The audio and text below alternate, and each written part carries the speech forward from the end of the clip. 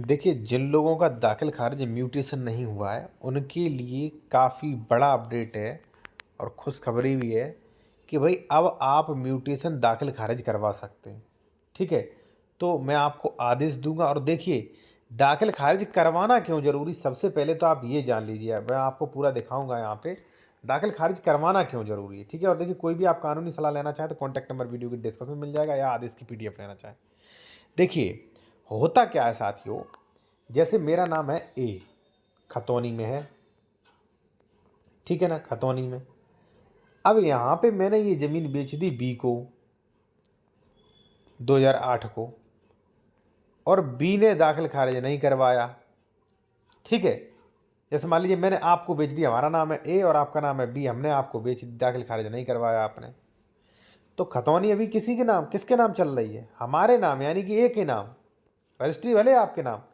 अब मैंने क्या किया, मैं ये ज़मीन जो है दूसरे के पास गया, सी के पास, कि भैया ऐसा करो, हमारी ज़मीन है ये खरीद लीजिए। अब आप कहेंगे क्यों भाई झूठ बोल रहे हैं आप सर, कि कैसे बेच सकते हो? देखिए 12 साल तक का ही रिकॉर्ड चेक करवाएगा। अब चल रही है 2025, तो रिकॉर्ड भी पकड़ने में नहीं आएगा कि इसकी रजिस्ट्री हो गई। और मैंने क्या किया, खतौनी में नाम आ रहा प्रेजेंट टाइम, वर्तमान खतौनी में, आपने तो अपडेट कराया नहीं, तो मैंने उठा के ये बेच दिया 2025 में सी को। ठीक है? अब ये सी करेगा आपको परेशान कि भाई ये मैंने खरीद लिया, आप दोनों लोग लड़ो, फिर आप इसका रजिस्ट्री कैंसिल करवाओ। अब ऐसा ही मैटर यहाँ पे हुआ। देखिए, विक्रेता को पुनः जमीन बेचने का अधिकार नहीं रह जाता, इसलिए जो है 2019 का बैनामा शून्य और 2008 वाला जो है यहाँ पे मान्य किया। ये प्रकरण था, शून्य कराना पड़ा भाई। 4 साल केस चला, बड़ी मुश्किल में जो है पहले वाले ने शून्य किया। तो इसलिए आज आप दाखिल खारिज नहीं करवा रहे हो, तो साथियों जमीन किसके नाम है? उसी के नाम। कल से उसके बच्चों के नाम पहुंचेगी, वो केसीसी निकालेंगे, लोन लेंगे, कहीं कहीं वो कंपनसेशन लेंगे, कहीं वो दूसरे को बेच सकते। दाखिल खारिज तो करवाना ही करवाना आपको। अब आप कहोगे साहब पिताजी ने नहीं करवाया, अब कैसे करवाएं? तहसीलदार जब आप जाओगे वो कहेगा भाई काफ़ी पुराना हो गया है, मैं नहीं करूँगा। तो देखिए, उसके लिए आदेश लाया हूँ मैं, काफ़ी इंपॉर्टेंट आदेश। ठीक है? स्पष्ट देखिए आप, विक्रय विलेख के आधार पर नामांतरण प्रार्थना पत्र देने की परिसीमा। अब देखिए होता क्या, अगर आप 3 साल बाद जाते हैं ना, तो वो कहते हैं कि नहीं हमें लेट पेनल्टी चाहिए। कई बार वो कहते हैं हम नहीं कर सकते दाखिल खारिज, हम नहीं करेंगे, जाइए 229B में करा लीजिए। 229B की प्रक्रिया बहुत बड़ी है। तो भाई यहाँ पे जो है स्पष्ट आदेश है, ये आदेश दीजिए इसका पीडीएफ। इसमें लिखा है, प्रश्न ये है, क्या नामांतरण प्रार्थना पत्र प्रस्तुत करने की परिसीमा अवैध विहित की गई है? तो पूरी राजस्व में कोई भी लिमिटेशन नहीं है। यह धारित किया गया कि नामांतरण यानी कि दाखिल खारिज प्रार्थना पत्र प्रस्तुत करने की कोई भी परिसीमा वेत नहीं है।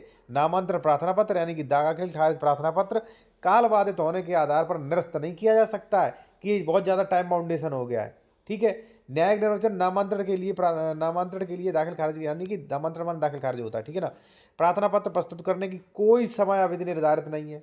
नामांतरण हेतु कभी भी प्रार्थना पत्र दिया जा सकता है। तो आप ये रूलिंग दे सकते हैं कि देखिए सर कभी दिया जा सकता है, मैं दे रहा हूँ, हमारा दाखिल खारिज कर दीजिए।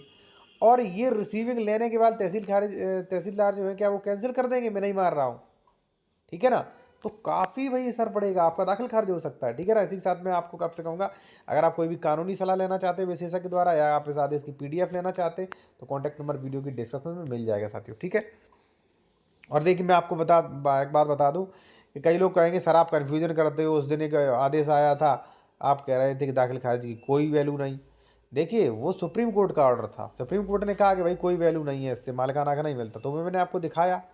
तो अपने अपने हैं, जहाँ आपका यूज़ ऑफ मालिक दाखिल खारिज हो ही नहीं रहा, ठीक है, प्रशासन परेशान कर रहा, तो वह उस वाले दाखिल खारिज की आप कॉपी दे सकते हो। देखिए सर दाखिल खारिज में सुप्रीम कोर्ट ने दिया है, जितेंद्र सिंह बनाम मध्य प्रदेश सरकार, सुप्रीम कोर्ट ने दिया था कि भाई दाखिल खारिज किसी की स्वामित्व सरोकार नहीं उत्पन्न करता है।